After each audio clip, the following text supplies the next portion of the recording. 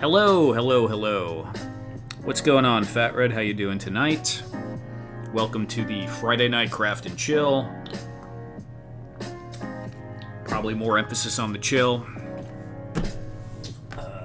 What are we doing? Oh yeah.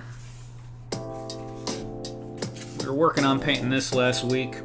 Probably going to continue on with this. Got some other stuff going on as well. What do we got so far? People filtering in. Cool, cool.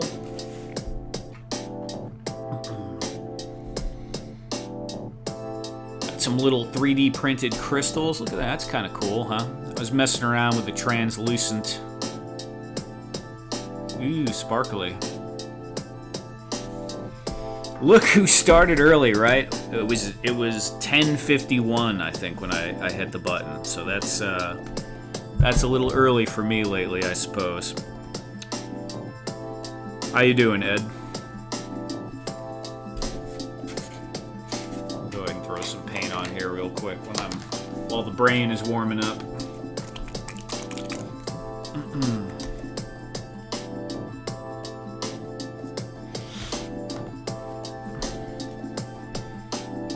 Ed, are you on two accounts? What are you do? Are you started on Toy Elite and then you realized what you were on and switched?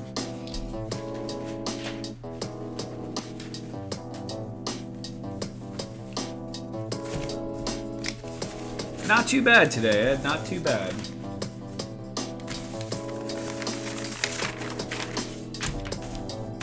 Yep. So I have a couple of things going on, I guess. I got some 3D print stuff I'm probably gonna tear apart. I got the supports gotta pull off and work on. Yeah, we got a few things going on. Where's my paintbrush? There we go. We'll use this janky looking paintbrush right here. Should work. So what are you guys working on? Fat Red, I saw, was showing that he got the play set. That's very cool. Thank you for showing that off, Fat Red. He's got his whole little thing going on there where he's working it into his diorama. Or I should say his spare room, or whatever it is at this point. Very, very cool.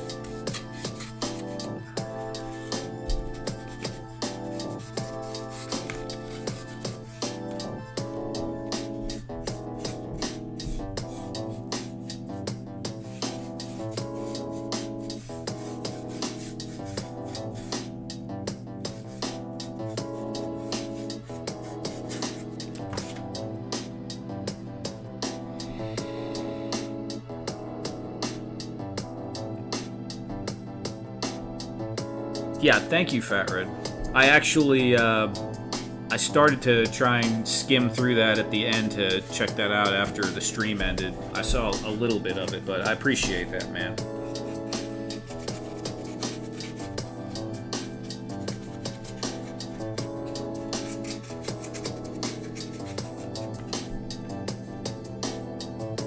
But, yeah, you know, and you kept mentioning it. And you mentioned it in your post too, but it's they're a little bit chunky, you know, and I kind of designed them to be that way. I didn't want to make it.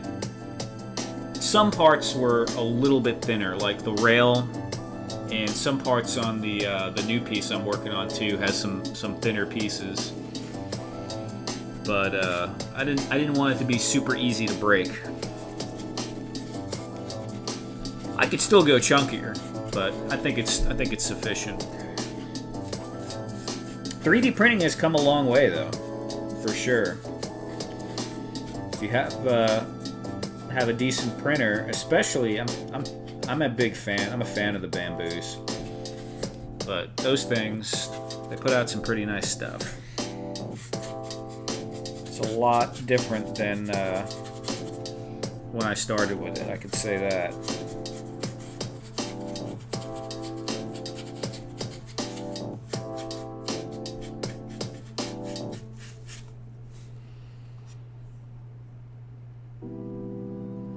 rubric for determining quality is whether you can cause harm when thrown. Yeah, I guess. I mean, you wouldn't want to step on it, that's for sure.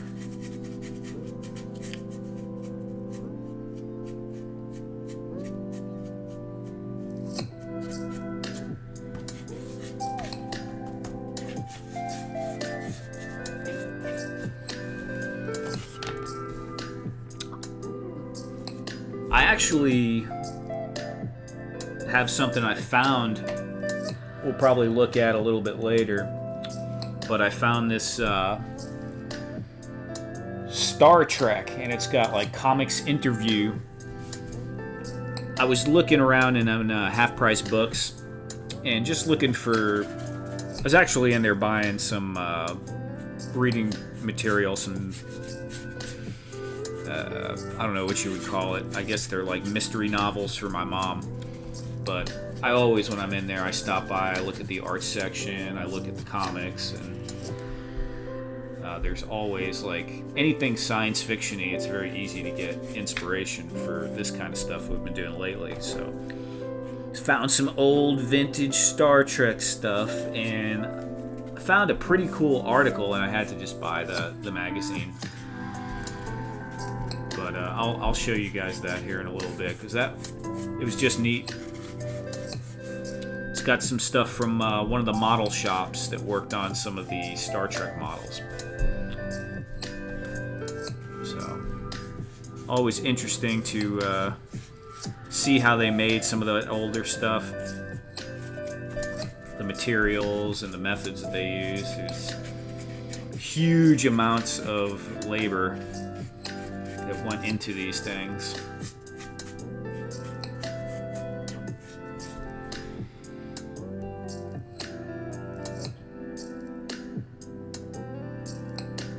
Was saying that he could print head sculpts with filament. Yeah, you can. For sure you can. I mean, it's not the same as the exact level of detail that you'll get from resin, but it's surprising. And, you know, I showed before that those prints that you have there in your hand that I sent, Fat Red, those are done on a 0.4 nozzle, which is basically the standard nozzle. But I have a 0.2 nozzle. I can get it down to that. It's much slower, and if you set it at like the maxed out print settings, yeah, you can get enough facial detail for it to look pretty decent in 112.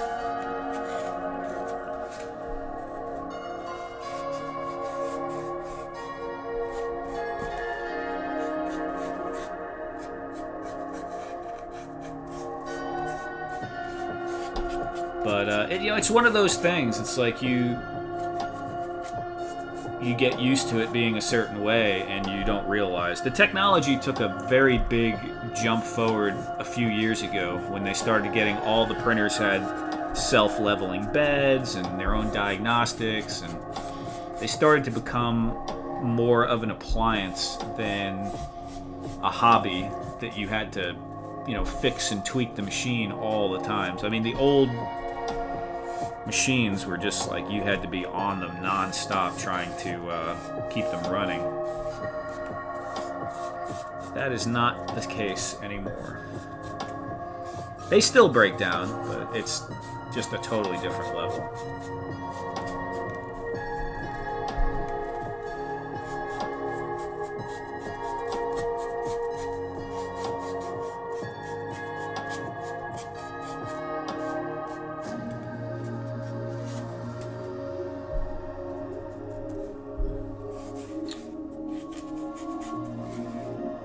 So, Fat Red, what is that thing? I know I read it and I can't remember. Is that a chemical pump or something? It almost looked like a generator to me, the way you had the catwalk around it.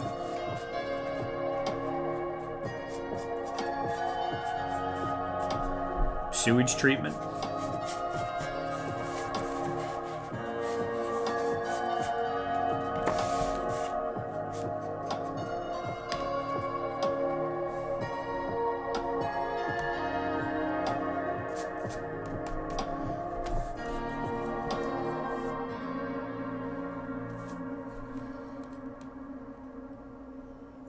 Ed, I gotta send this to you, dude. Before I forget, or it just keeps slipping my mind. So go ahead and shoot me the info in my DM on Instagram. What was I going for? Yeah, we gotta get this thing glued together too. Man, we actually have to finish something? Come on, dude. What are you doing here?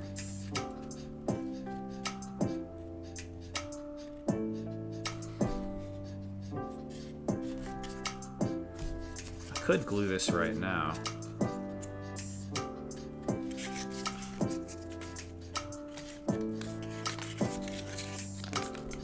Yeah, just send it before I forget.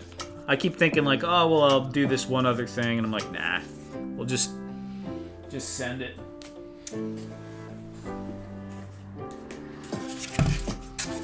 Alright, we're gonna put this on the side to dry and maybe find a few more pieces to glue on this other piece.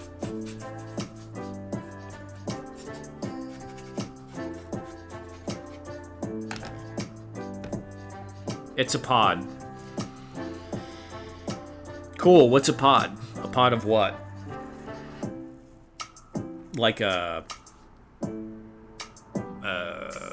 life support pod? Escape capsule? Oh, it hasn't been explained yet. Well, that's a good explanation. You ever play Eve online?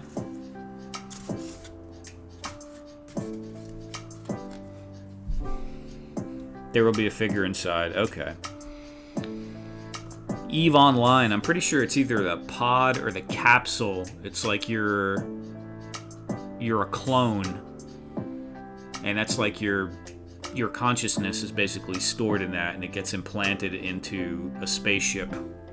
But, you know, if your ship gets blown up, you can still travel around space in your pod.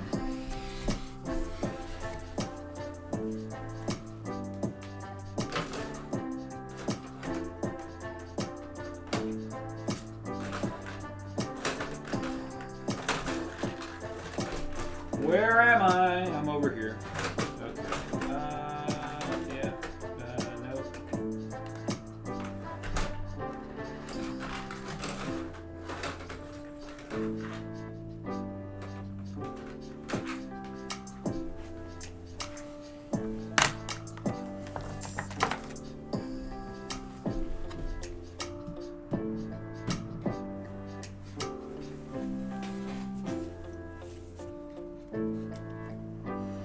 Don't get ahead of the story, right? I know I'm terrible.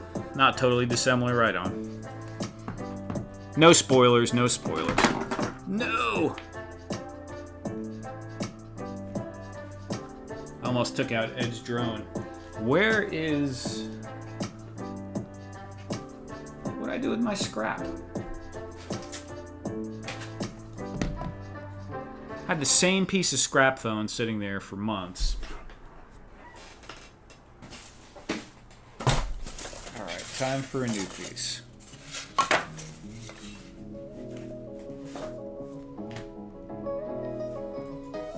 don't know what I want to show. I have so many things over here right now. Wow.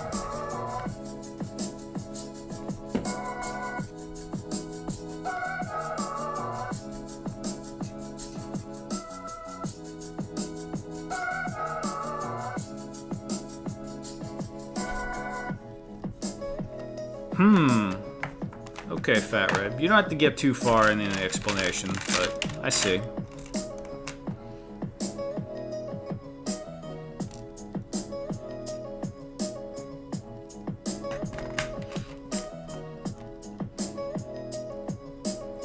So this is kind of funny. I have all of these things. I just realized I had these little tiny 3D printed squares.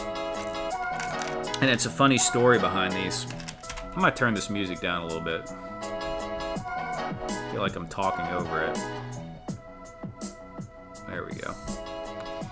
So it's a funny story with these. These right here, just some little square pegs, are actually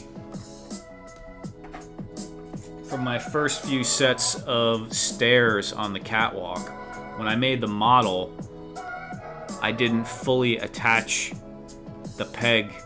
Like, it was like, I don't know, 0.2 millimeters off or something like that. So I thought I had that object attached to the rest of the stair side, but it wasn't. So when it printed out, they all just kept falling off, and I didn't fix it right away. Which is why my original stairs are, they're glued.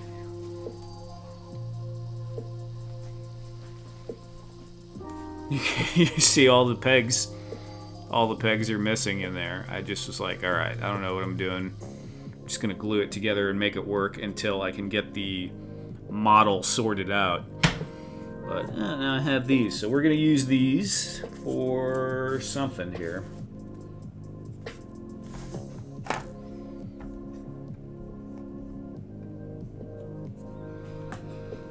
At least its scrap has reusable purpose, right? Most scraps do. They usually do.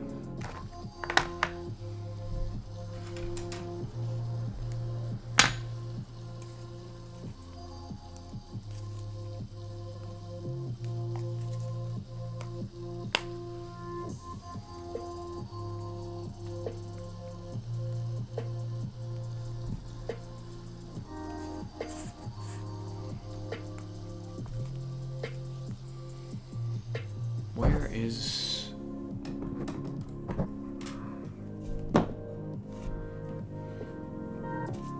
There we go.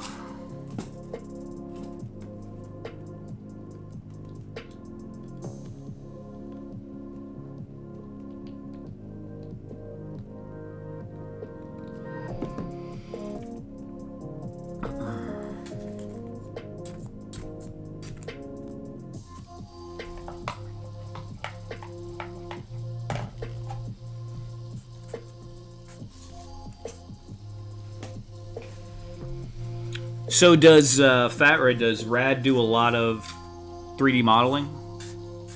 Is he like getting the models from other people, or is he doing it himself? I know he's got a very extensive setup. I saw quickly looking through his stuff, so I mean, it wouldn't surprise me if he did some for all that stuff.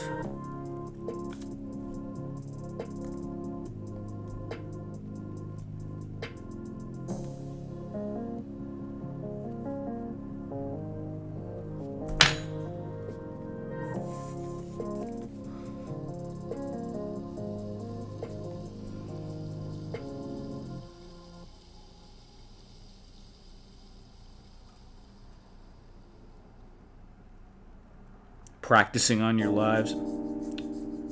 Oh, yeah, that's cool. It's crazy as your place had shown up. Yeah, sometimes stuff like that just happens, Fat Red, for sure. That kind of stuff happens to me a lot too, where just things just line up sometimes.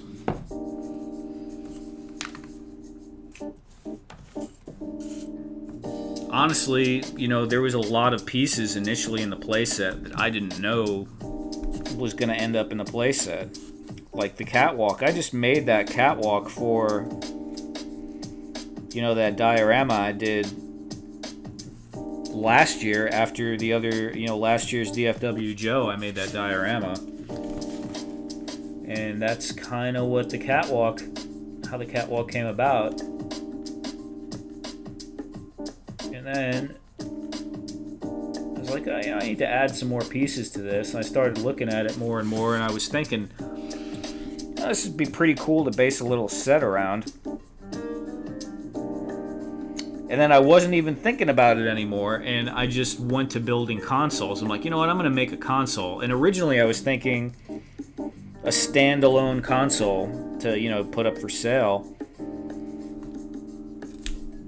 But it's just like the way it worked out. I had a couple of consoles, and I was like, man, this would just all goes together good. So what am I doing here? All right. This is what I'm doing. So very random diorama.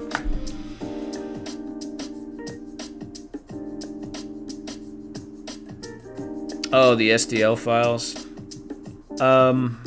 Yeah, I haven't planned on releasing any of those at the moment. Can't say what the future holds.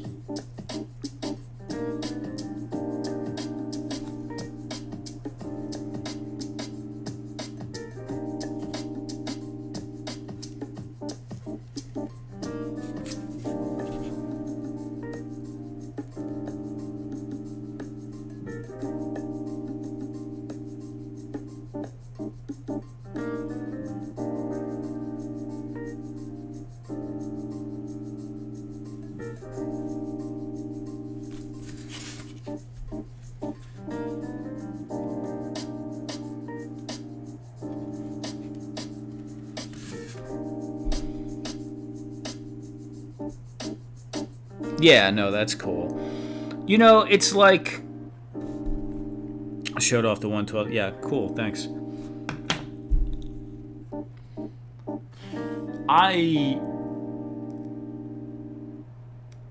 do, or I used to, very much embrace, like, you know, the share everything culture of stuff, and I do like some of that, but I just...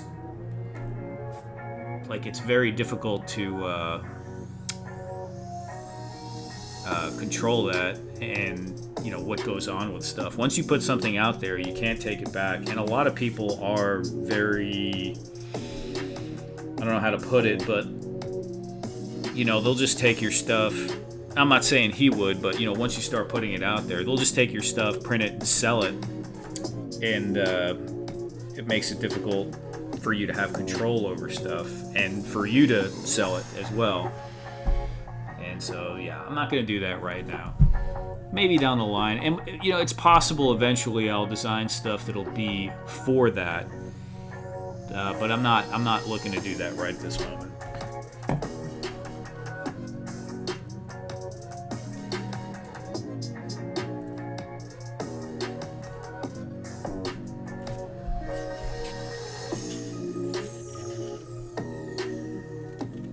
Yeah.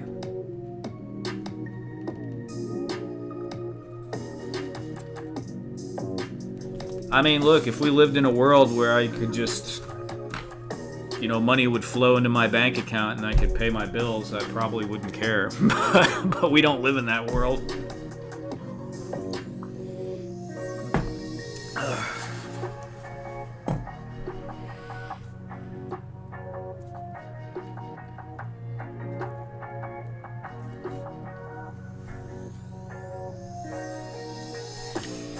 But it is a thought of, you know, once I get, if I get enough stuff together,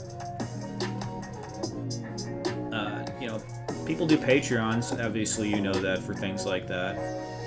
And that might be a thought once I have a bunch of stuff. I don't know. We'll see.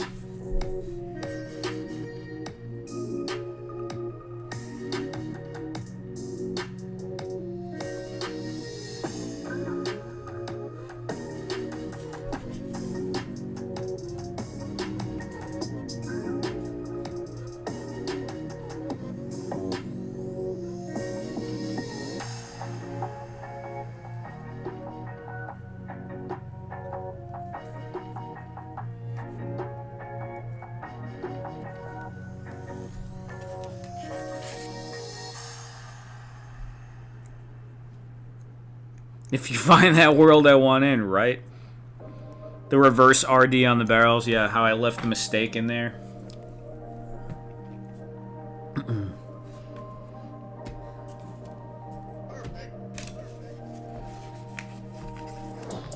That's the world that Ed tries to get to when he goes down to the creek.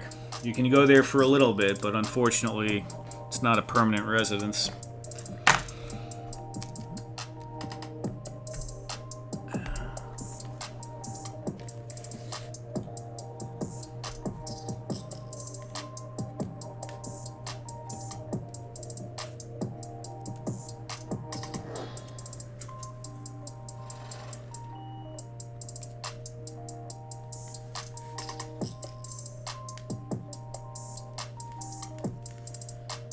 Ed, I've been sending that video around again of you admitting that you were Bigfoot. I sent it to Oz today. He was laughing.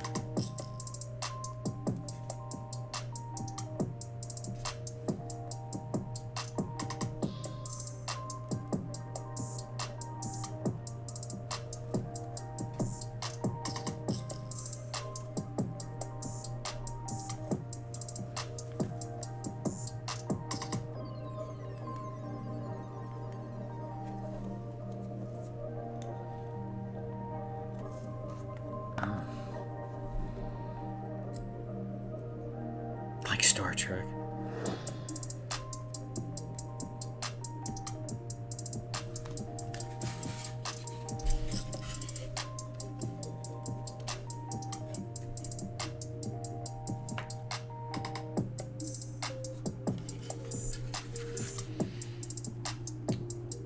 I do think it's doable,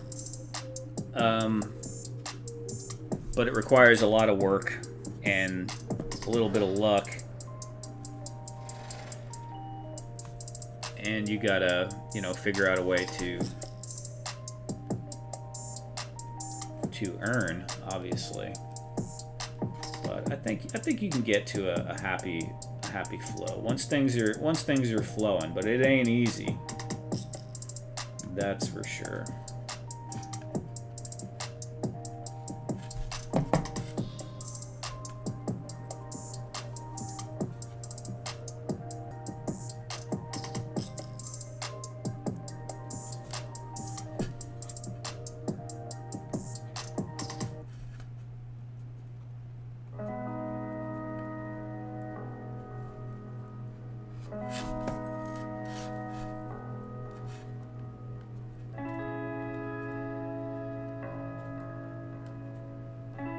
Come on, dude. These are actually much harder than the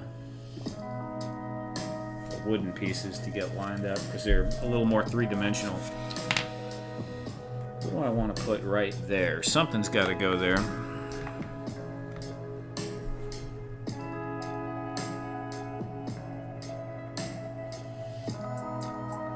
You starting early messed everyone up. People just not talking. Yeah, no, there's not a... It's alright. It's alright. People will either pop in or they won't. It's not a big deal. The old times where the... Yeah, it's patrons. Sure. It's kind of like that some places still. But it's not... That's kind of oversimplifying it, right? Because in the old times, most of those people were starving to death. They were all probably farmers and all worked the land for the most part, but then you get into the more Renaissance societies and stuff where if you were a famous artist, sure, if you were Michelangelo or Leonardo da Vinci, someone would hire you to do some stuff, but if you were just Joe Blow art dude, you're probably halfway starving to death most of the time.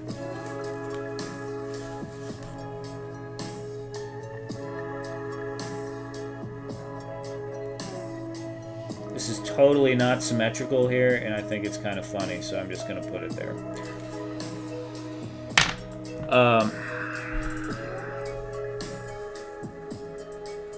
There are still some countries that have a lot of tax breaks and stuff. I want to say Ireland, if you live there, and it might even be Iceland too. But they give, you can almost get a stipend just to, if you're an artist, where they give you lots of breaks and stuff to contribute to the culture.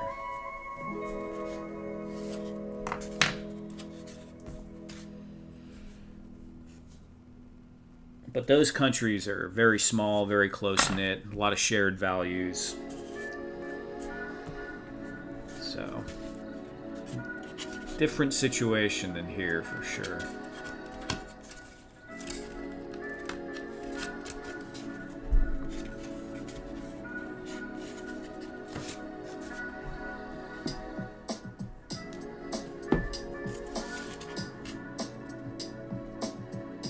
Yeah, I think that's going to be fine.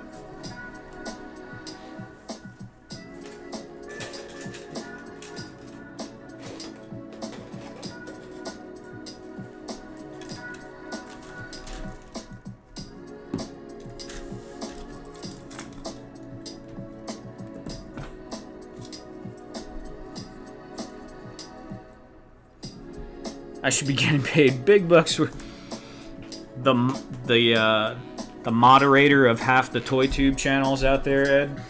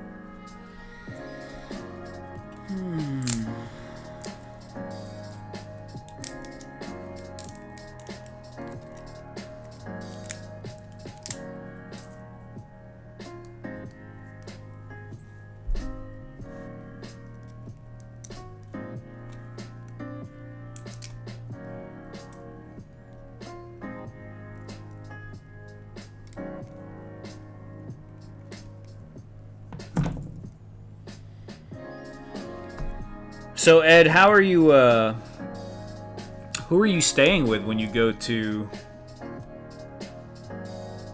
Joe Fest? Are you just getting a room by yourself, or are you splitting an Airbnb with someone or something?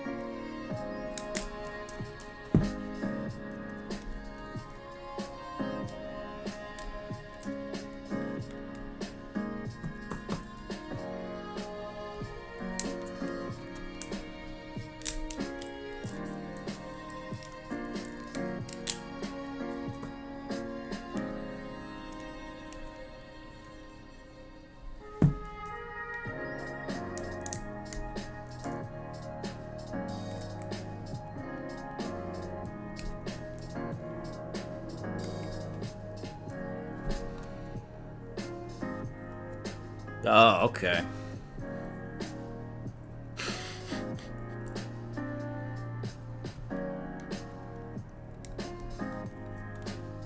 Well, I'm sure that'll be interesting.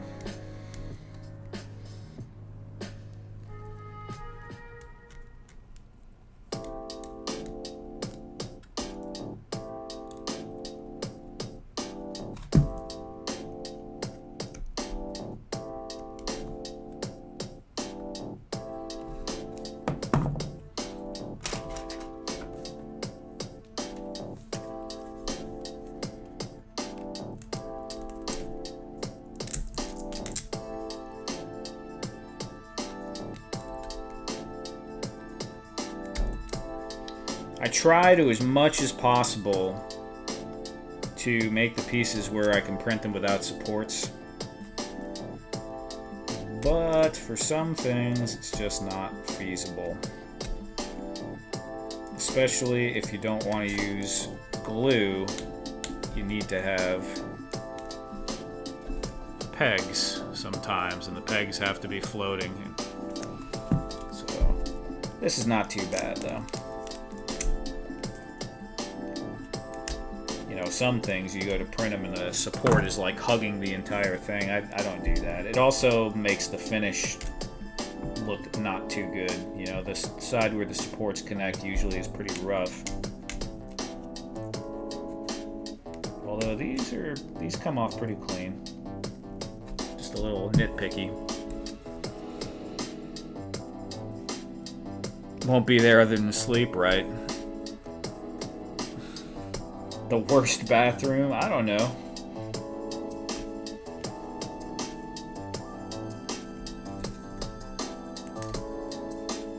Sharing a bathroom with Sasquatch, though. I don't know about that. That is true. What is that? It's always something.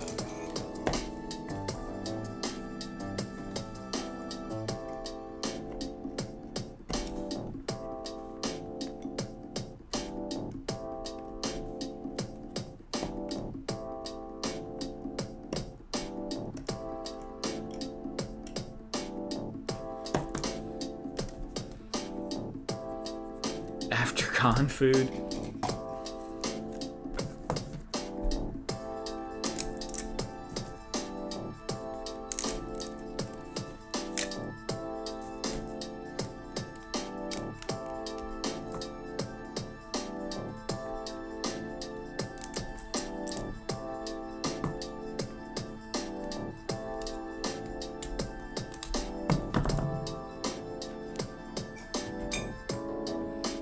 Yeah, I don't think I'll do any kind of con food either.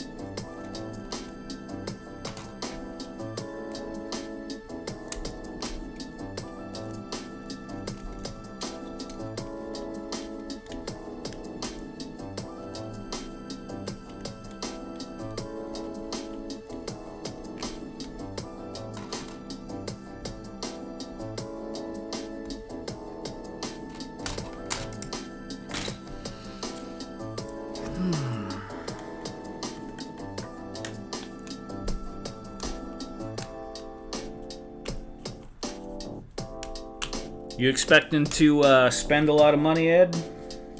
I know you probably don't want to spend too much, but surely you gotta budget a little bit for toys while you're there.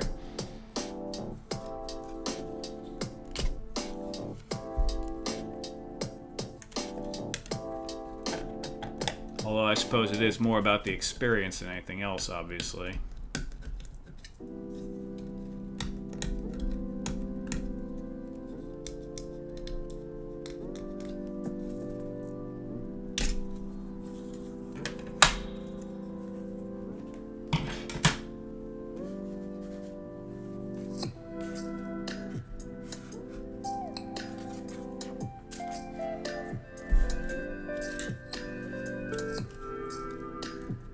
This one's done. These are done. What?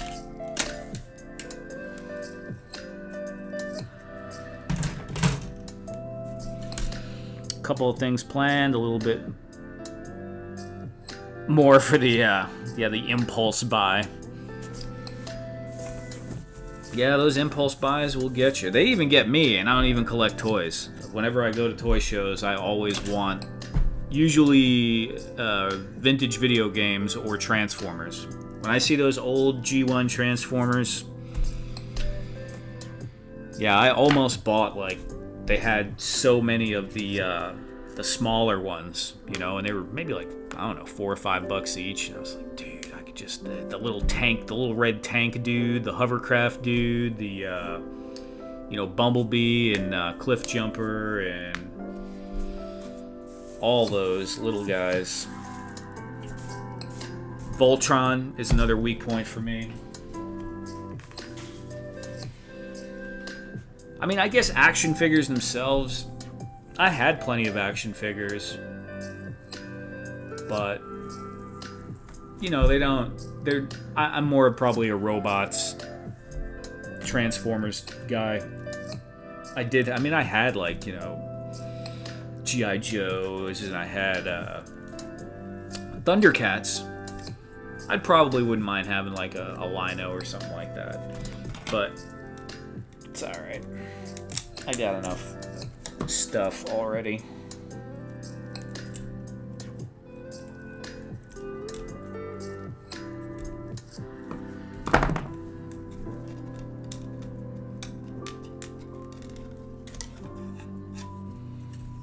What's going on, Gonzo? How you doing tonight?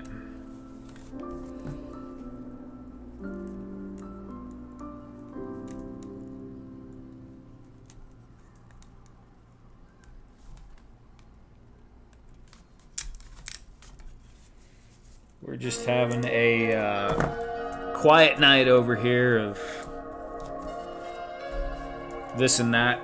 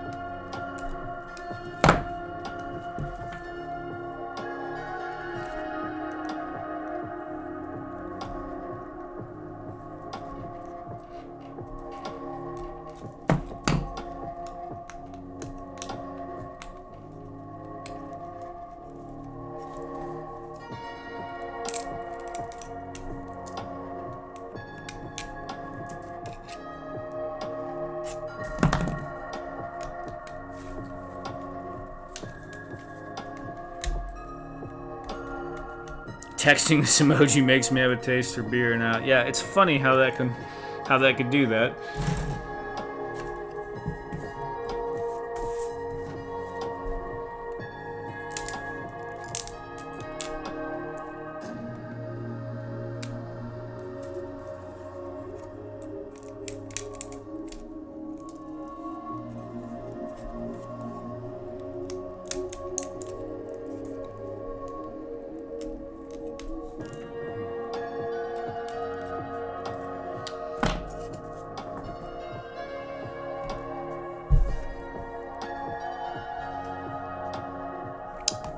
So, Gonzo, you going to be doing that vehicle building thing again this year at DFW Joe?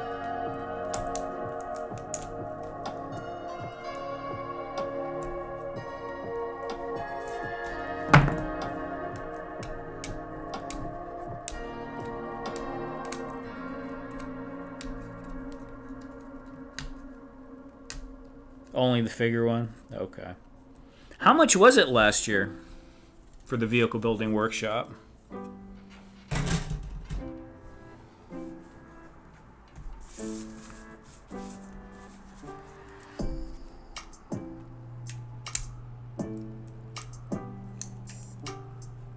Yeah, that actually might be pretty interesting.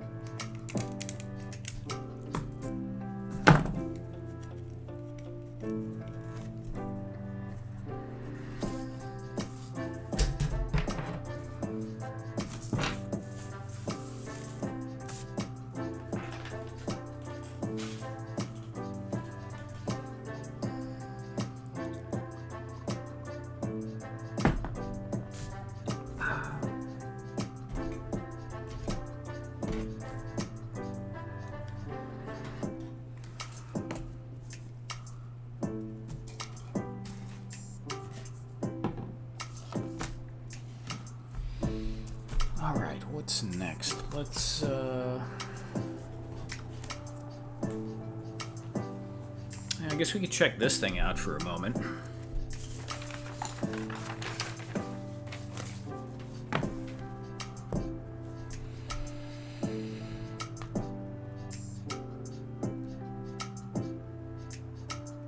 Talking to and learning from the Joe guys was priceless. Yeah, I'm sure. I'm sure. Yeah, that's pretty cool, man. So, chatting all that. Yeah, it never goes up past 75. Isn't that crazy? So this was that book I found at Half Price Books. And I was just looking through. There was another Star Trek one. I was just flipping through the pages because it had a lot of comics in it. And I was looking for some inspiration. But this one, I got to a certain point in it. And I had to buy it because it had an article about the guys that built the original model for Deep Space Nine. And I thought that was super, super awesome. So, I mean, you could see how big the original Deep Space Nine model was. And it just goes into talking about how they built it like out of a steel frame and had to make it where it could, mount on motion mount for, moving around for camera shots and stuff. So it had to be really, really sturdy. But you could see all the parts there, built largely out of styrene and fiberglass on a steel and otherwise metal frame with compartments for wiring and lighting and all that sort of stuff. Built by a small company that it wasn't around for very long. They did like a Romulan scout ship. They did the Cardassian. What was that cruiser called? I don't remember the name of it, but they did a Cardassian ship and a couple other things. But it talks about the whole process of it, and it was pretty cool. I don't know. Thought it was pretty neat.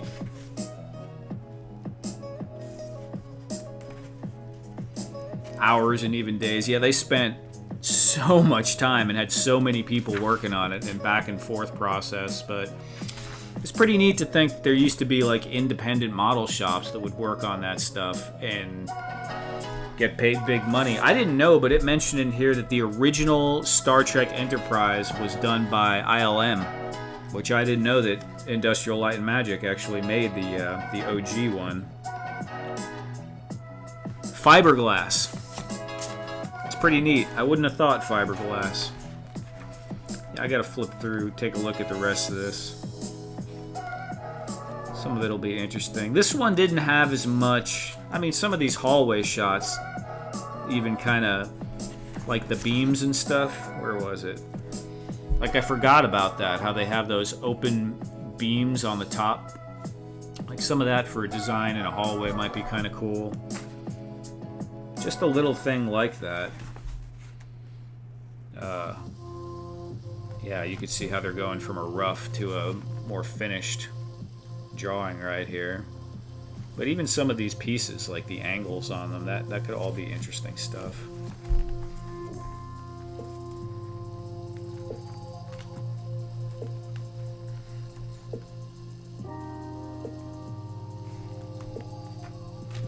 Yep, good old half-price books. Yeah, man, it's cool, right? I mean, the older stuff, this was $9.95 originally. I think it was $8 at half price, which isn't half price, but for something like this, I don't, whatever. It's surprising it doesn't cost more.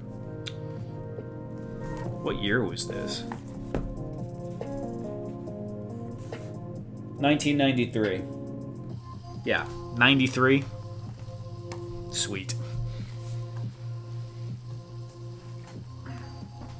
That also got me digging around, because I have, and I don't have all my bookshelves set up anymore, but I have a bunch of reference books for when I was doing, like, trying to do, like, background drawings and stuff. And, oh, there's that high-priced book sticker again. This thing right here, I haven't gone through it in a few years, and this book is crazy detailed, like super crazy detailed. Like the drawings in here, if you've never seen anything like this, they're nuts. First of all, it gives you all the background story on this stuff, and then you could just see these flipping cross sections are insane. I mean, utterly insane. The level of detail. And they have stuff. And I mean, like stuff Fat Red's doing too. If you're trying to think of how, the generator would look or need different ideas. And this stuff is all very, like, military engine, NASA inspired. You could tell where they were drawing their stuff from. That's a good book. I have it. Yeah, Ed, it's really neat for sure. One of the things when I was flipping through this the other day, and I came to the sand crawler, or the sand people's, the sand crawler. Where is that thing? AT. Where is the sand crawler? I thought it was in the back. I might have skipped over it. And I'm not like a huge... I mean, I've seen Star Wars plenty of times, but I'm not like a huge Star Wars lore guy. I know way more about Star Trek, I suppose. But... Man, where is it? I was reading on the page of the Sandcrawler. There we go. And I'm looking at this thing, and I never made this connection before, but it says, like the old mining days. There are many sandcrawlers used by Jawa clans that were built long ago during the mining boom on Tatooine before settlers arrived. The fleet of sandcrawlers ranged through the uncharted territories. And it goes down here. As the years passed, it was discovered that the most valuable minerals were found only on the surface, so the miner era faded, and the Jawas later took over the abandoned sandcrawlers from the miners. So I'm looking at this thing, and it dawned on me, this is a mining dredge. Like, that's what this design is. This is like, the old Klondike I don't know if you guys have ever seen those. There was a show on it too where they rebuilt one. But mining dredges were crazy. They're just like these giant machines, kind of shaped like this, with a conveyor belt that would like dig mud up, and they would, you know, go through the sleuth box and look for gold. That's got to be it. I mean, I'm not positive, but abandoned behemoth from the old mining days, and you could, if you were in Canada or up there, you know, in those areas, you would see those things. There are still some of those things just sitting there, abandoned. So I gotta think that that's what, I mean, a leftover titan from a forgotten mining era long ago. I gotta think that's what inspired it, and I never would have thought about that without reading this. But I don't know, I thought that was pretty cool. You guys know what a mining dredge is?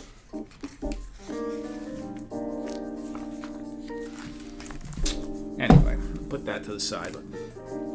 Neat stuff. Good to have. It's always good to have those kinds of books for visual inspiration.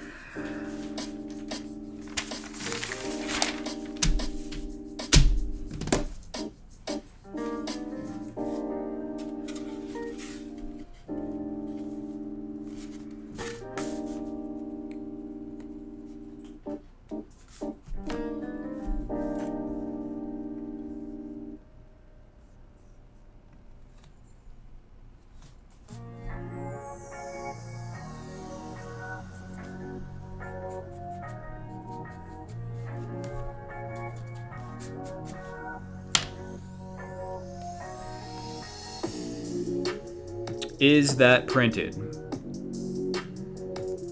Smelly tuna fish. Smelly tuna fish. All right, man. You know, whatever. If you're talking about this, no, this is not printed. This is handmade.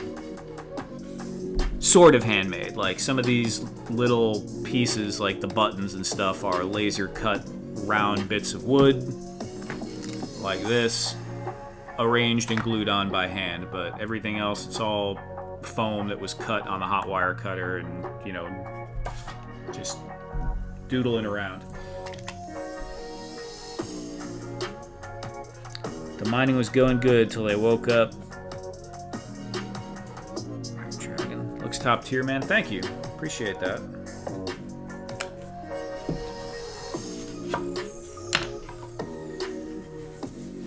Here's something similar without the paint.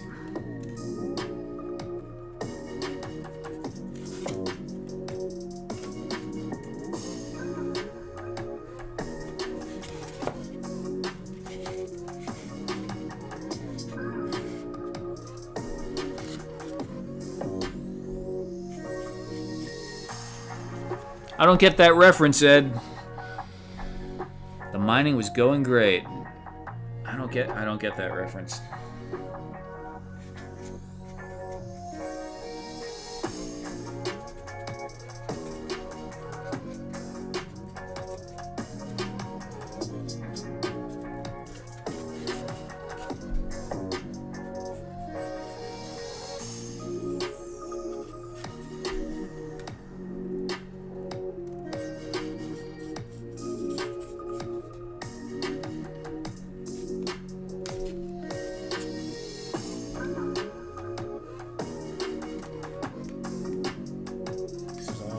Pretty good already.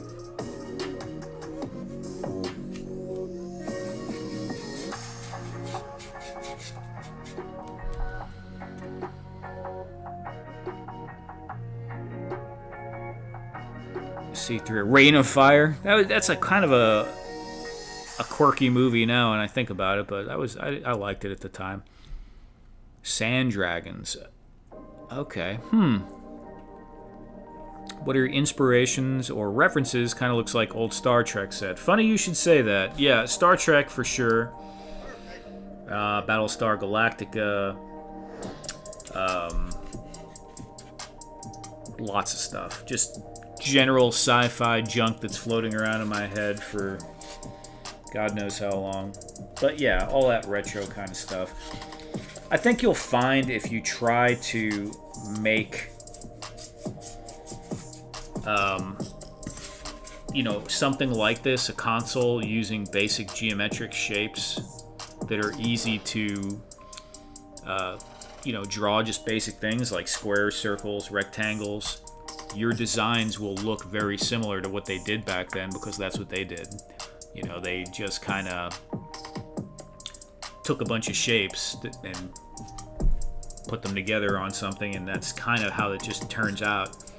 And you kind of notice that with the original Star Trek, where it's all just like squares or circles or triangles or something. And then when they got to the Next Generation, they tried to make it, you know, change it into a more flowy kind of thing. But that was a conscious decision they had to make to move away from the more rudimentary stuff. But I think the retro style looks very cool.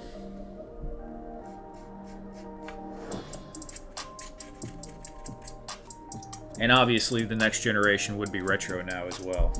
Very, very retro. What is it, like, gosh, how many years ago was that? 89 or 88 that came out? Long time ago.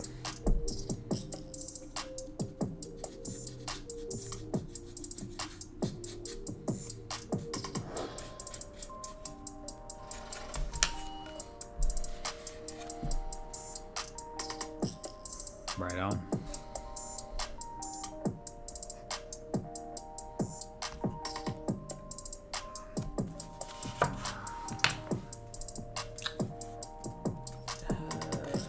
Let's go ahead and do that.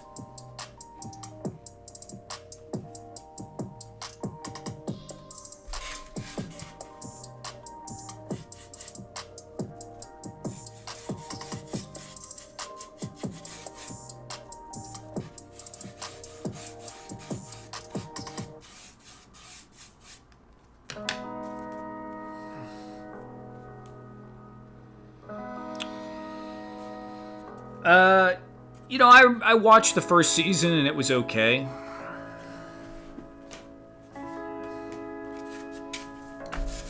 It was okay. I mean, honestly, for me, I watched Discovery for a while too, and like in the beginning it was okay. It kind of wore on me a little bit. I was like, all right. But you know, some of it was all right. I'm very partial to the older stuff, especially, you know, the things that were coming out when I was younger. So really, Next Generation, Deep Space Nine, Voyager, and Enterprise. I like Enterprise a lot too. The original series I did watch quite a bit when I was really little, and I probably need to give it a run through again. But I really like the stuff that was in the 90s more than anything else, I suppose. It's almost like comfort food, you know? This is not dry yet. I guess I can paint around those spots.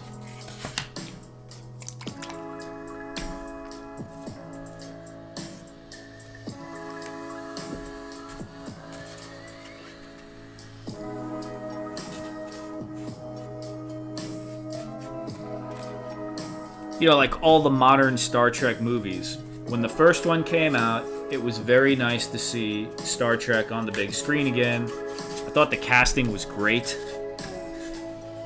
I really liked the casting, you know. Chris Pine is Captain Kirk. The dude who played Spock. All of it was good. The guy who played Bones didn't really like look like the build of Bones because he was quite a bit bigger, but he was funny as heck, and I liked him as well. But after that first movie, I kind of was like, all right, it just felt different, you know. It was very I don't know. Picard. I watched Picard. The first season I did not like at all. The second season, I don't think I liked very much. And then the third season was amazing because they just did all the nostalgia bait stuff. Which, if you're doing a show about Picard, it's like that's why people are watching it. Really, they're watching it for the nostalgia bait. So when they started doing all that stuff using the old Enterprise, that was pretty awesome.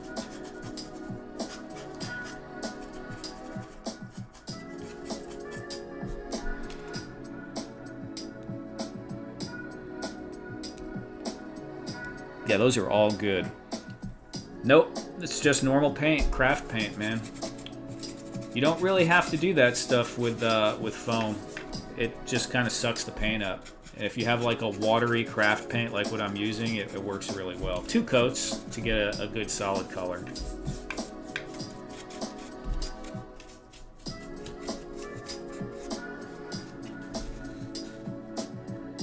When they brought Q back, yeah. I mean, it was those last scenes where they were flying around in the Enterprise. That was crazy. Very, very nostalgic. Kind of sad, but you know, all good things.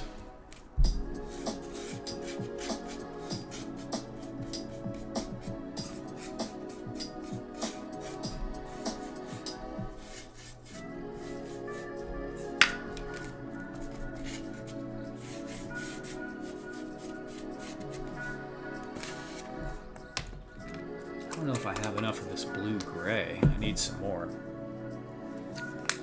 Let me see, do I have another bottle?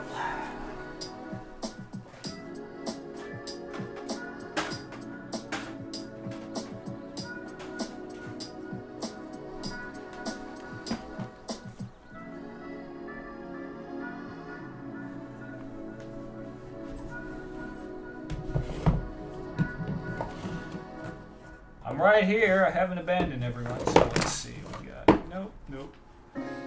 Nope.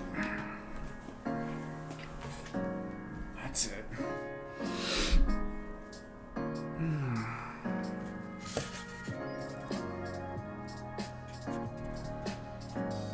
Yeah, for sure.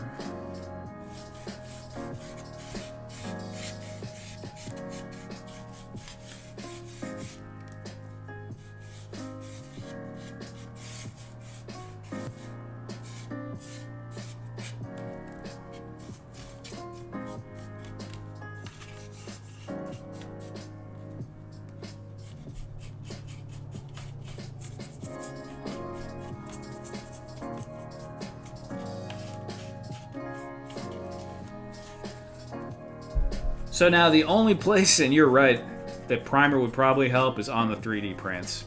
But I don't always do 3D print pieces. These are just some scrap pieces. A lot of my stuff is just foam and bits of wood, which both take paint very well without primer. So these little plastic 3D printed bits, yeah, it might be more prone to scratching off a little bit with if you hit it with a fingernail or something hard.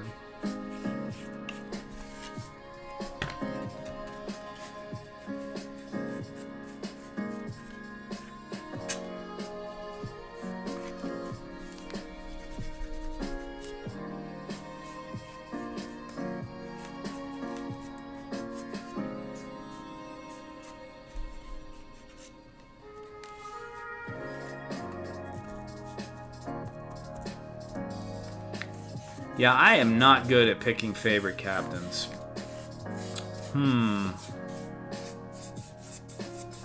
mean, for a long time I would have said Picard. But I'm not even sure anymore.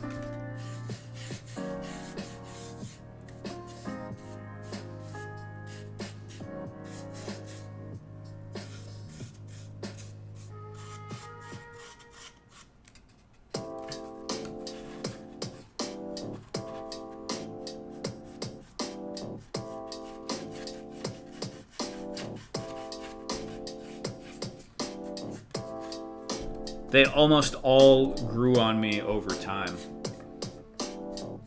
I remember originally when I was a little kid, I didn't like Voyager, and then I liked Voyager a lot.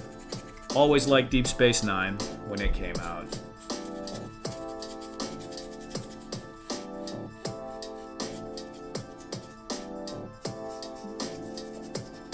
don't know if I gave these enough time to dry, so hopefully they don't fall off. Just gonna lightly paint those. 7 of 9. Yeah. Yeah, they're a little bit more protruded than the buttons I normally use. So it kind of gives it a little more variation, as it's actually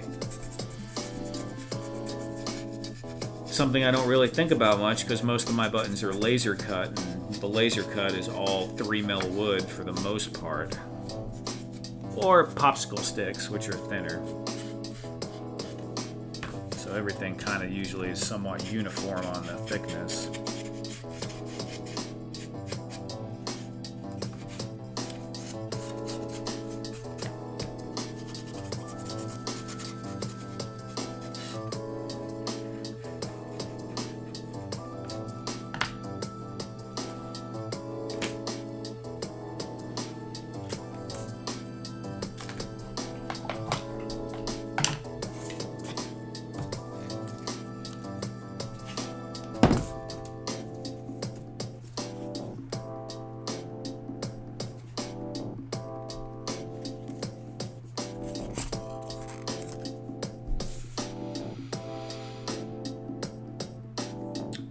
Not a CNC, it's a laser cutter. It is a CNC laser cutter, but yes, I have a small laser cutter. I have a few 3D printers as well.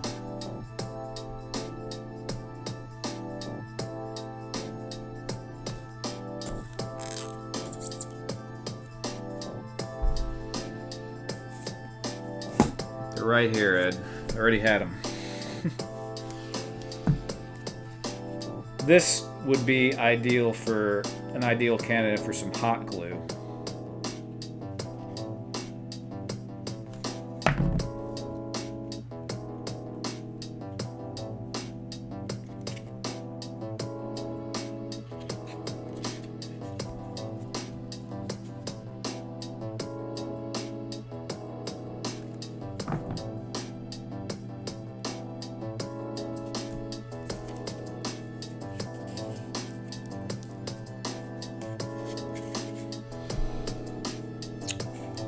Yeah.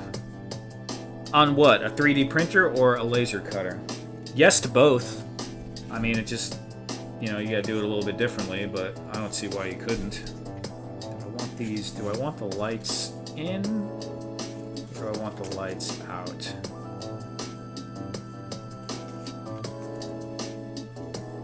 Yeah, we're gonna put them out.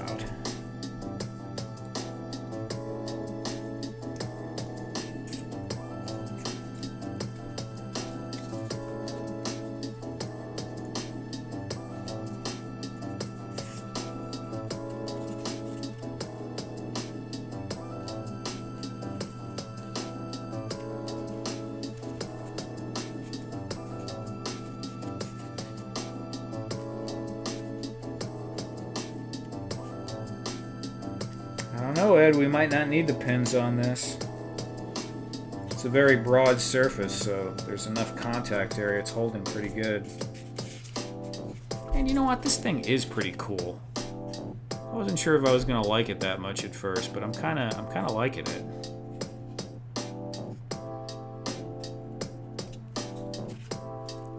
Let's put a dude in it.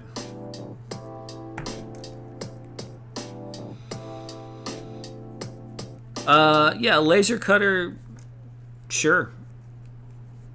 I mean, it should be pretty simple, honestly. You just cut some circles out. The only thing with a laser cutter is for just panel lines, you'll have to fiddle with the power settings to get it to score enough to show up when you paint it. Because sometimes it'll just make a mark, you know, like brown it, but you won't get a groove necessarily. It's much easier to just cut all the way through than to get a line, because the laser also, even if you get a line, the line is so hair thin that it doesn't really do much visually. You need to, you know, get it to track back and forth.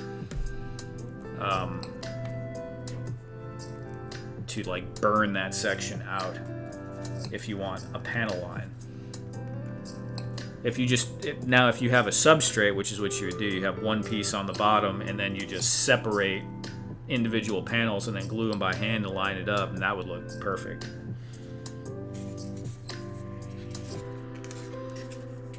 Alright, dude, just sit there. Yeah, sure, why not?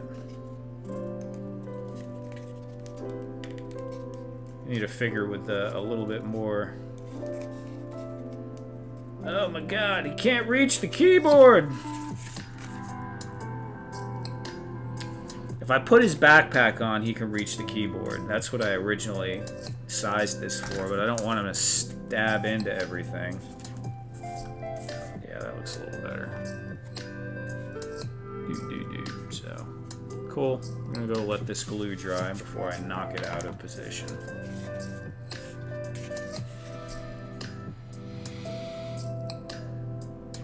Drawn with a T-square and cut with a box cutter, right?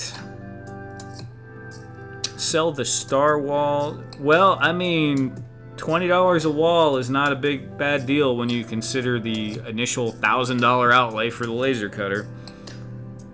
Troy, what's going on, Troy? And Eduardo's here. Look at you guys popping in. What's up, Eduardo?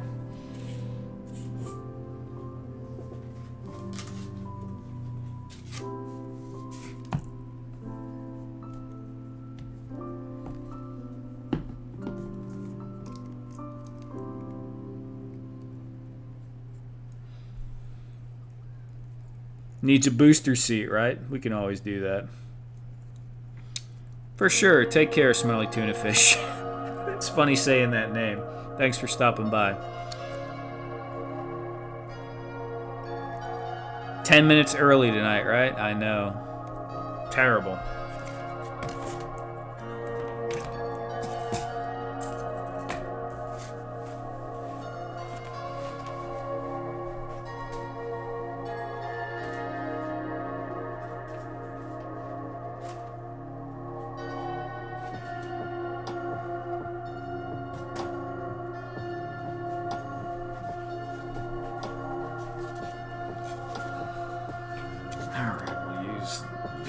Colors right here. We need yellow. We need red. Hey, Ed. Ed, if you're listening, go ahead and throw the link for the diorama playset up in there, man.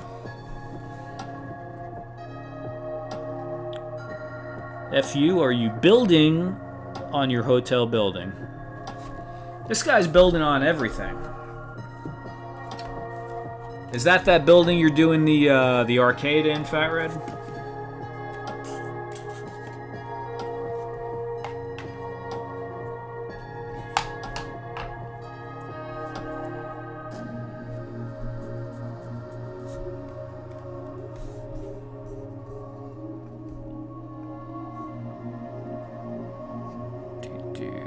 Message, very cool. Thank you, Ed. So, you guys all know about the diorama playset already.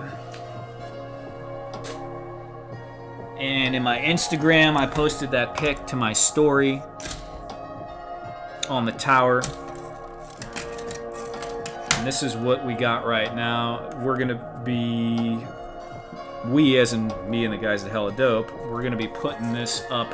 I don't know when, but soon we're working on it. It's gonna go up for a add-on accessory, and you can see here no glue needed with this model. I made it so it all can break down. Look at that, breaks down, easy peasy. Not every model I make can be done without glue because I'm trying to, I mean, maybe with a little bit more thought, I don't know, but I'm not there yet.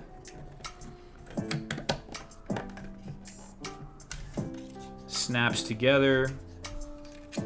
It's got the ladder here.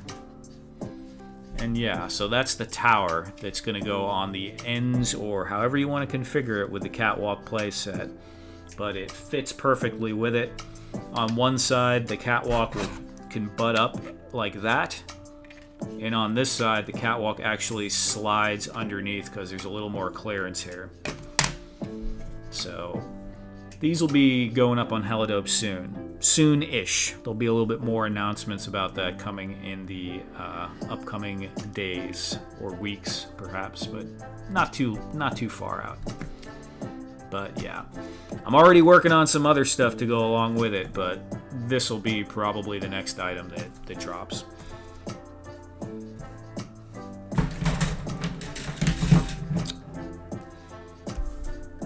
Yes, the arcade armory. I'm gonna take my wallet right on. That's reluctantly we'll do so. I'm sure Ted and Aaron will not feel bad about accepting that. That is 1/18 scale all the way, Fat Red. Yep.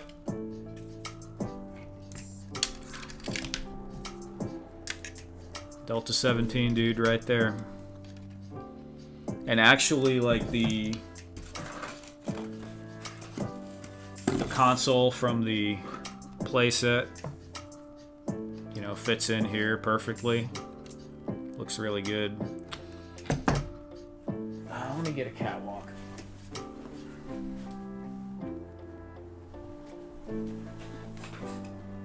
So you could see like the catwalk. Pick this off. Like it comes up right about to there. And originally I made them both with this style support, but I was actually talking to Ed about it. I made a door here, so if you have it, you know, two catwalks coming off it, it makes more sense instead of it being butted up to, you know, that. So there's a little bit more options. And on this side, if you put the catwalk, it can actually slide in. So, I mean, if you wanted it to come out both sides for some reason, you know, whatever. And the stairs also look pretty good.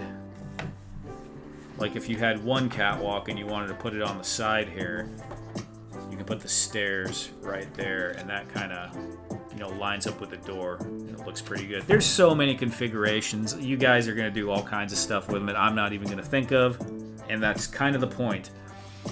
It's always cool to see that as well. Like whatever you're doing right now, Fat Red, obviously I would not have thought of that because I don't even know what you're doing. So it's always a neat thing to see.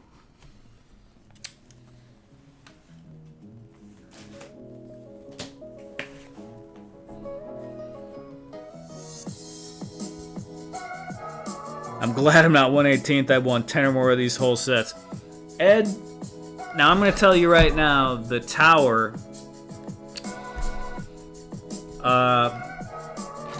maybe in the future. Maybe in the future I'll do a 1/12 with the tower. I was doing the measurements, and I think I could still probably, like, it's doable, right?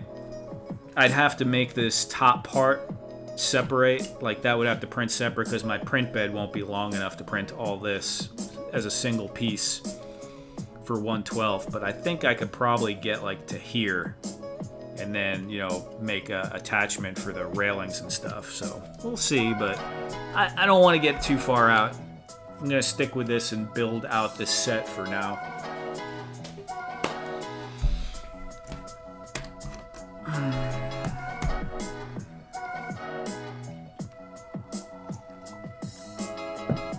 Take my wallet too. All right.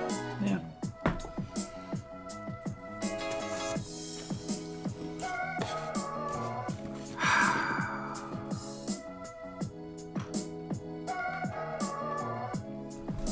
What's the next thing?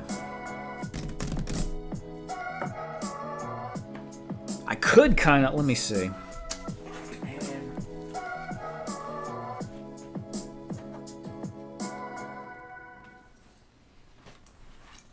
All right, so I wasn't going to show this. It's just a small thing. I haven't really shown this around yet. I don't even think I showed Ed this yet. But one of the things I'm going to do eventually, and they're not ready yet, this will come out alone. and I will probably make, well, I definitely will make add-ons for these pieces. So there's going to be add-ons for the catwalk eventually as well. But this right here is just kind of a prototype for basically an additional piece. It's got the clips on the bottom, and I've been working on getting that mechanism to work well, and it just clips right on there, just like that. Very nice and neat, right in the spot. And what that will be,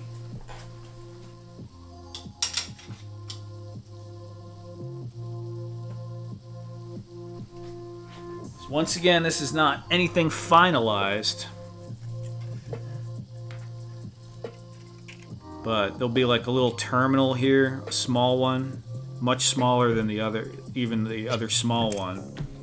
And then some kind of pole will fit in here, and there'll probably be some kind of communications array. And this is like a test one. I'm probably not going to stick with this style. I'm going to have to change it up a little bit because it wasn't super feasible for what I was doing, but you get the idea. And these little bolt-ons that hopefully will be, I'm pretty sure we priced them reasonably.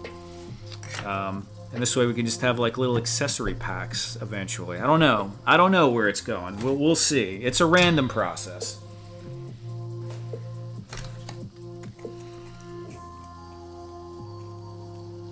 Can we get a camera view of what's that pile of red stuff back there? What are you talking about?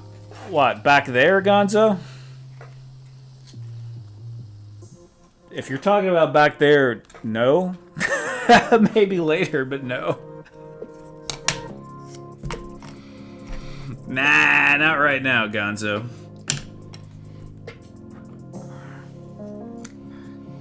There's a lot of stuff. And I was telling Ed earlier, you know, for every piece on this stuff, all the ones that are existing already too, like each piece of everything, there's probably at least 3 to 4, you know, prototype pieces that didn't exactly work out and had to, you know, iterate.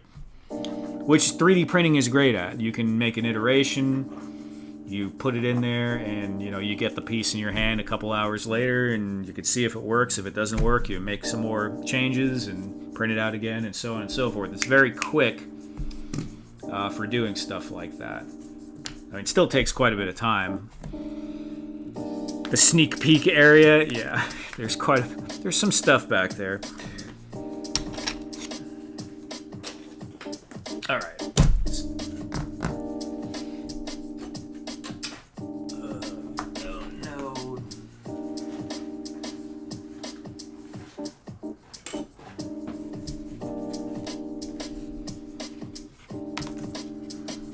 But yeah, it's been fun.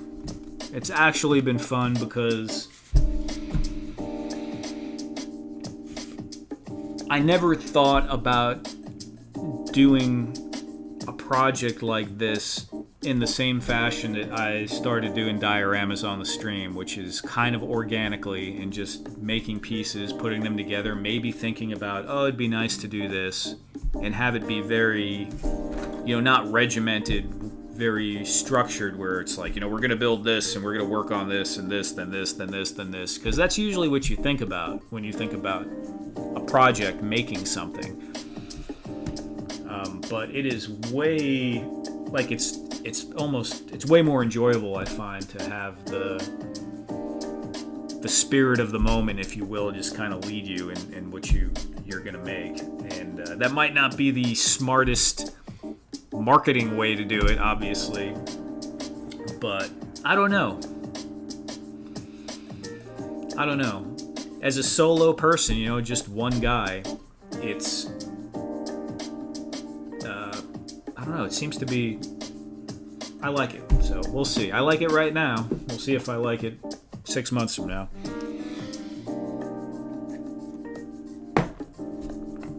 Okay, what do I need? I need a clean... Man, I saw a video or a picture the other day with Ed, and he was using the coffee can lid, Ed, always been using the coffee can lid for your paint? I feel like I got everyone using coffee can lids now. Console. Your control panel looks like a handheld Star Wars gizmo. Oh, this thing? Yeah, maybe. Coffee can lids are amazing. Yeah, I've been using them since I was a teenager. I don't even know where I got that from. People were using paper plates as palettes, and I just was like, coffee can lid. All right, that seems to work.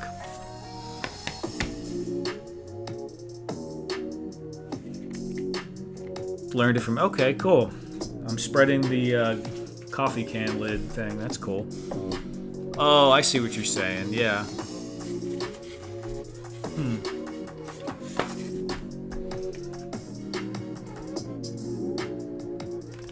Primed one at antenna. I don't even know what you're speaking about, Fat Red.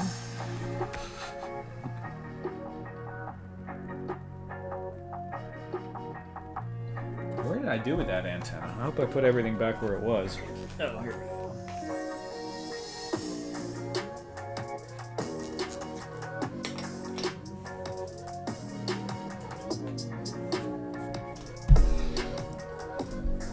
Never mind. Looks cool. Yeah, it's alright.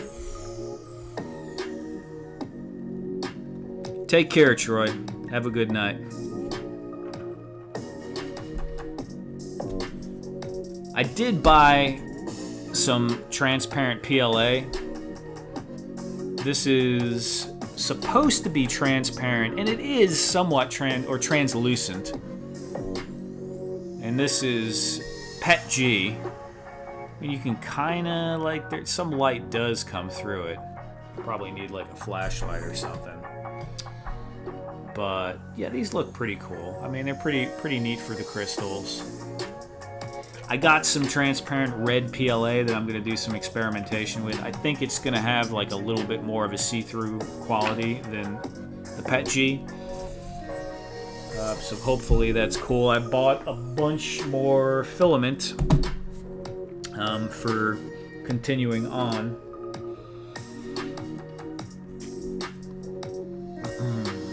Alright, let's paint a little on this. That's what we're gonna do now. What do I need? Do I want green or do I want blue? I think we're gonna go green screens on this one.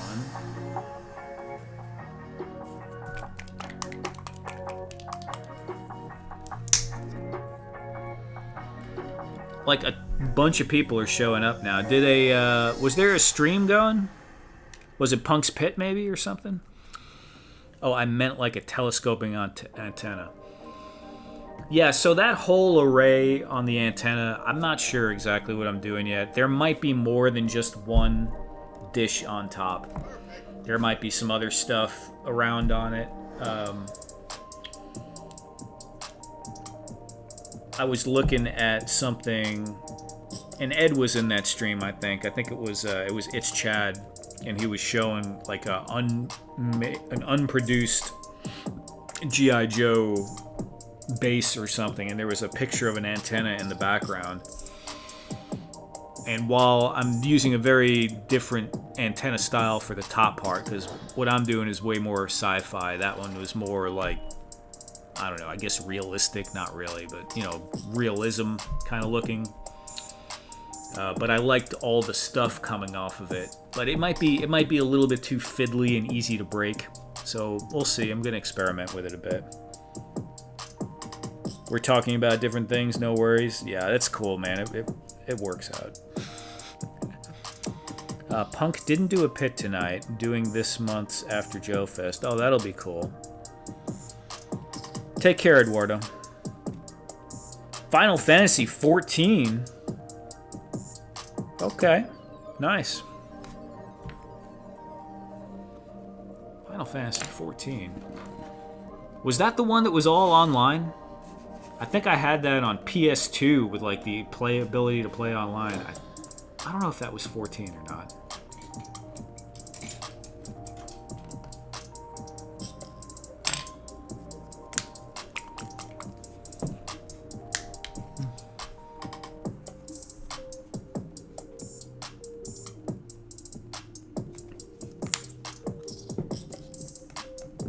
that is pretty close to that green.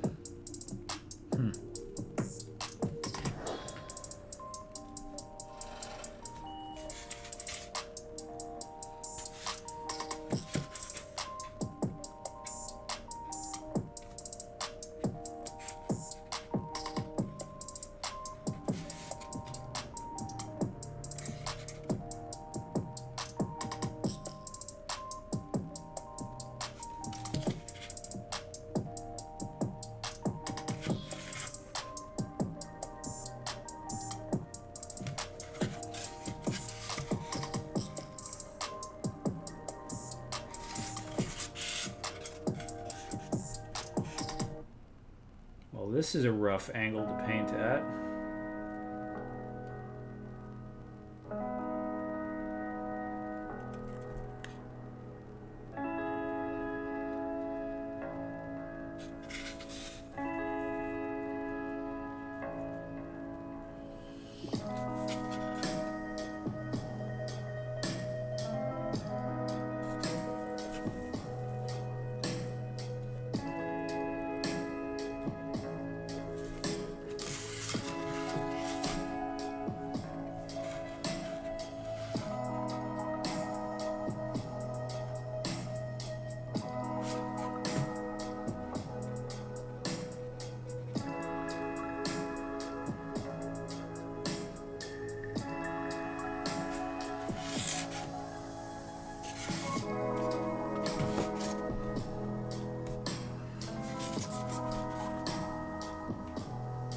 Looks like natural arm placement for painting. I don't see the problem. Yeah, I'm like holding the brush from all the way at the very end.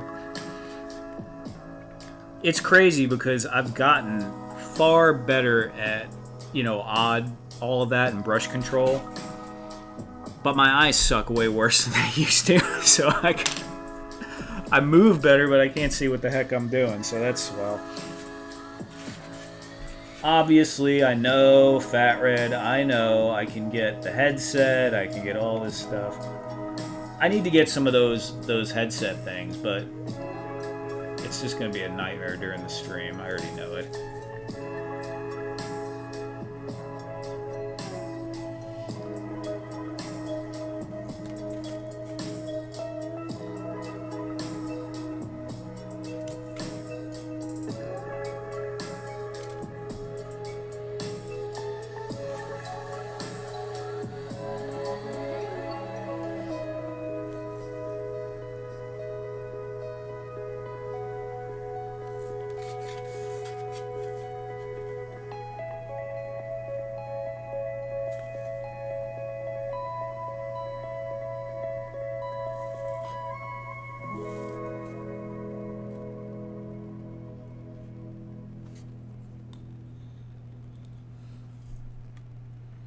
I have that same problem, right? Yeah, it just happens with age, man. Box of cannons. It's at a time like that I have to put on my reading glass to see the details. Yeah. Yeah, I mean, I'm not too bad. And Fat Red, you sent it to me? Okay, I'll check it out.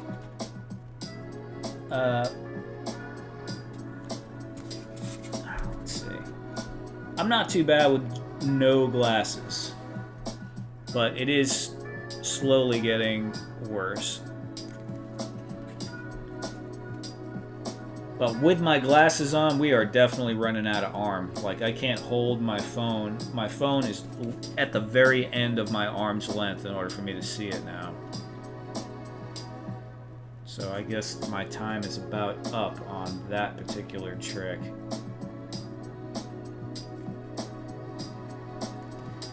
If I have my glasses on.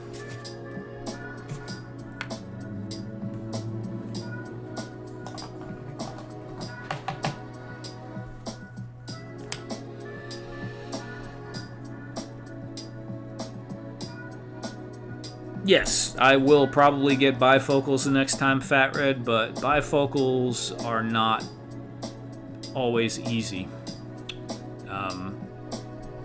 They can be tricky.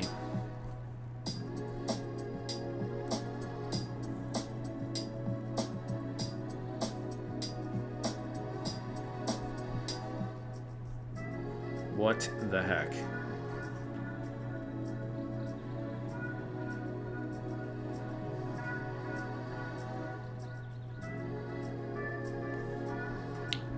Okay, Fat Red, I see the Star Wars piece that you sent, but I'm not sure what that relates to and as far as what I had in my hand.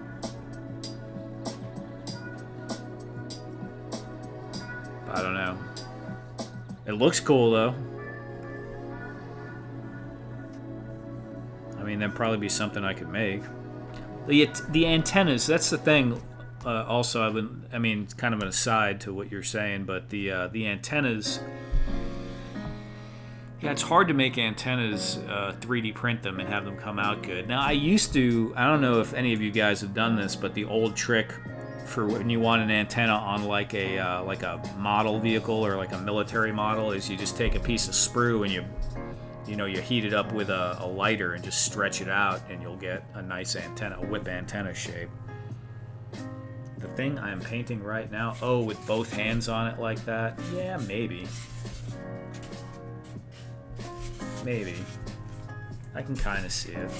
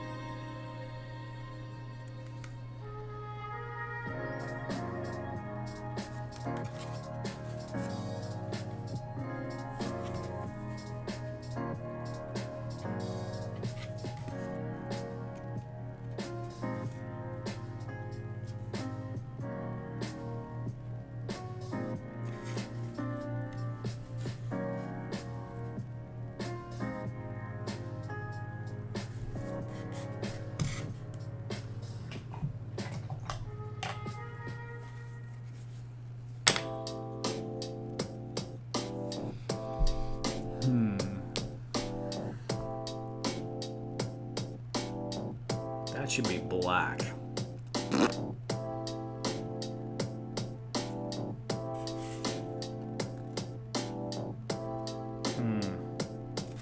Let's see.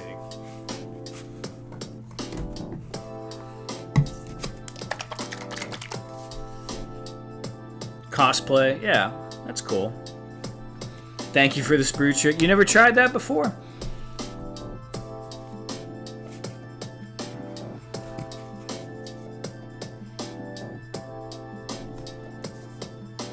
You know, it's kind of funny because a lot of stuff I learned from older guys when I was younger, because I used to, dabble in models. I mean, I didn't build a lot, but I built like some Star Trek models. My dad used to build military models when he was younger, so he had them around. And when I first got into action figure dioramas, like a lot of the guys that were doing that didn't know any of the older model kind of tricks like that. They didn't know, about hot wire foam cutters or any of that stuff. It kind of was like its own thing. And I knew a lot from building like Warhammer terrain and stuff, and then a little bit from like models and a little bit from railroads before. But now, like the guys, because it's turned into like a think tank almost online with Instagram and all this stuff, YouTube. That there's newer techniques and lots of ideas being generated now. But it was kind of interesting, like, you know, it felt like you had some old secret knowledge that no one knew. And some, if you got an old time like military model maker guy, or those old school dioramas that they went for like extreme realism, I'm sure they have all kinds of crazy tricks. Yeah, no, that's cool, man. I'm just saying, like, yeah, it's neat for sure, that aspect of it.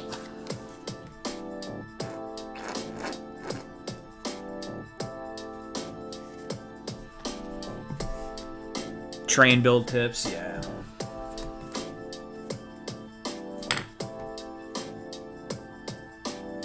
And why wouldn't you? Those train, I mean, the materials are a little different because they just kind of get put there and never touched. But man, some of those train setups are insane. Am I gonna be able to paint that? Oh, dude, I'm gonna drive myself crazy trying to paint that.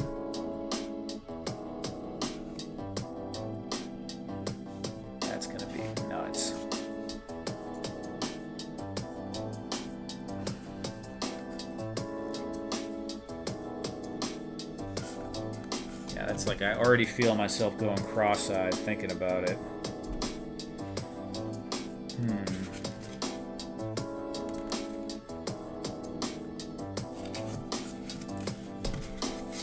Screw it. Alright, am I gonna...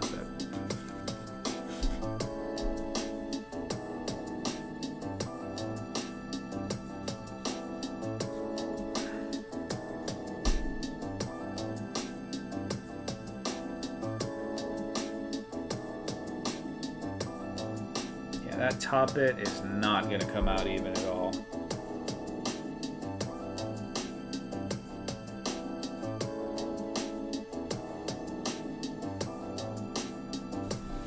It's alright, we'll go in and touch it up after.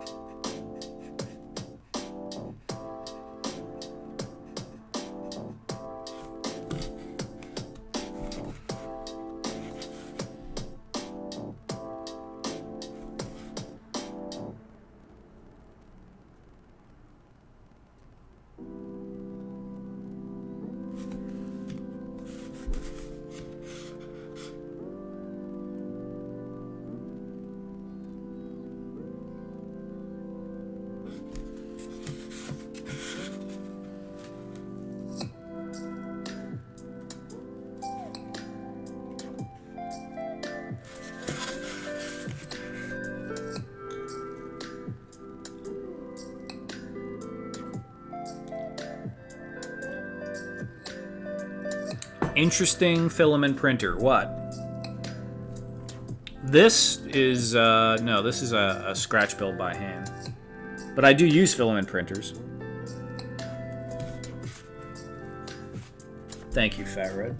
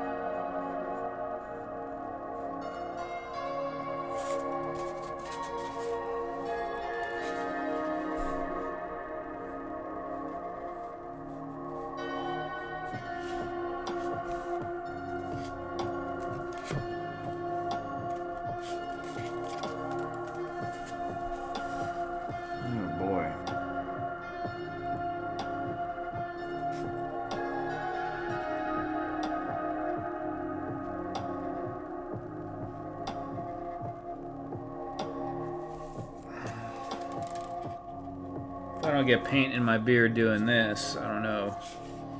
Never will.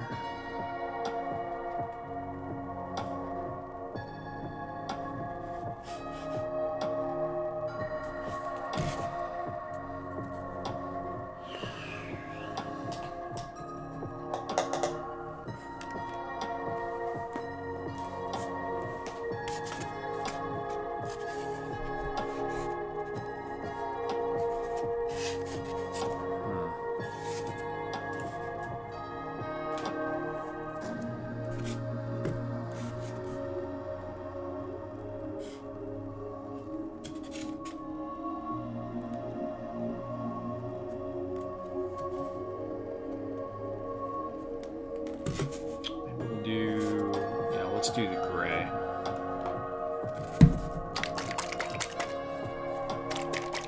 Just using my beard? Yeah. It does happen. I'm surprised it doesn't happen more often, honestly.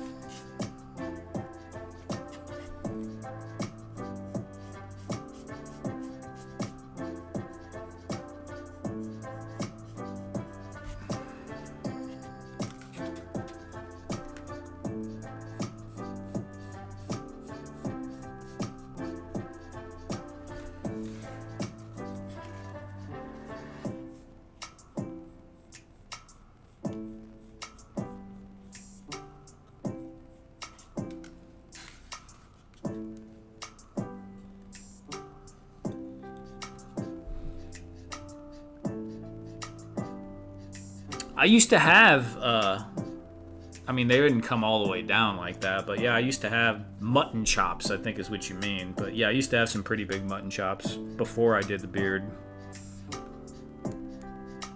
Like the old British soldiers. Yeah, I actually had some for a while.